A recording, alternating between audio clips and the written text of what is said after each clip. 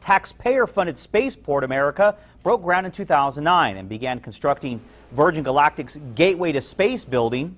The plan was to one day house Virgin Galactic's White Knight 2 and Spaceship 2 spacecrafts. But after Virgin Galactic's Spaceship 2 crashed, killing one pilot during a test flight Friday, a long delay in the first launch from southern New Mexico seems inevitable. Josie Ortegon has tonight's special report.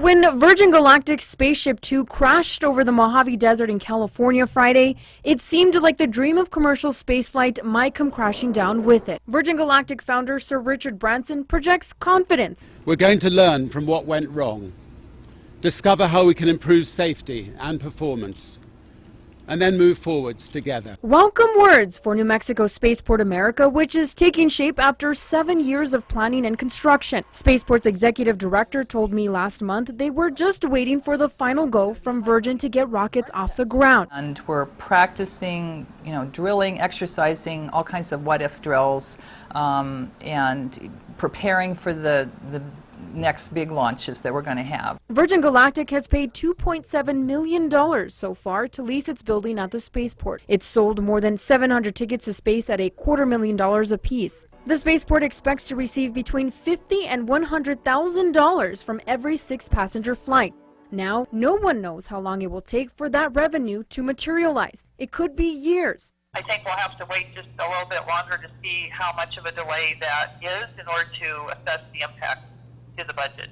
Virgin Galactic initially plans to fly every 6 weeks, eventually operating like an airline. This space vehicle can go multiple times a day, eventually, just like an airline. It's taken Virgin Galactic 9 years to get this far. Testing was said to be nearly complete. We're just about to get back into flight test, our final bit of flight tests, and then we'll be able to start transitioning things down.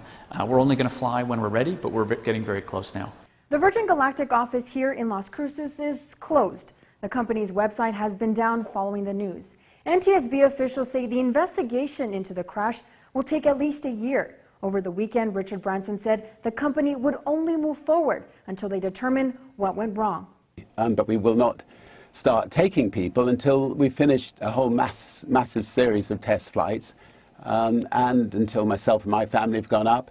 And until we feel that we can safely say to people we're ready to go. Virgin Galactic has a complex system to test. They did an extraordinary amount of work in developing the system early on to make it very safe, because takeoff is the most dangerous part of any aircraft flight or space flight.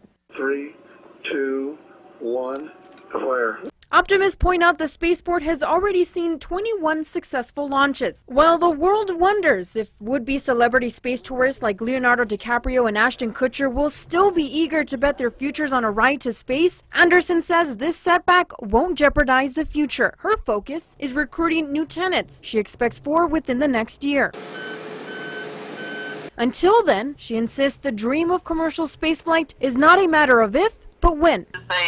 A bump on the journey, but it's certainly not, a fatal one for the commercial space industry at all. I mean, this has happened many times before in the past, and people learn from these things and then they move forward. Josie Ortegon, ABC 7. Spaceport's second tenant, SpaceX, plans to fly a reusable rocket, the Falcon 9R, in March. The rocket will launch and land vertically, which Anderson calls the holy grail of vertical launch. In the future, SpaceX says it plans to eventually put a colony on Mars.